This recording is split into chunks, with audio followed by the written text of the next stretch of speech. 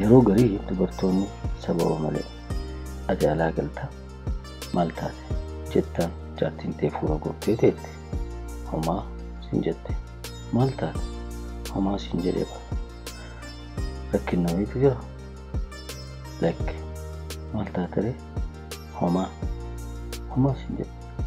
yeroo kana kajeelatti wanni ati beekuu qabdu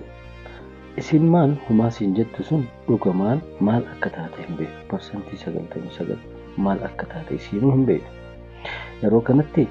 yoo ati itti dubbatte sirrii miti isiidha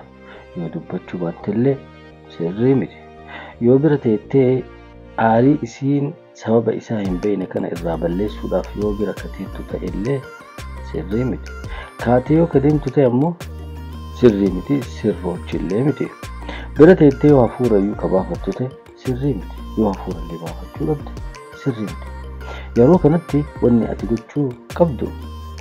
wanni ati gootu hundinuu aslan sirrii homaa hin godhe gootullee gootuu baattullee sirrii miti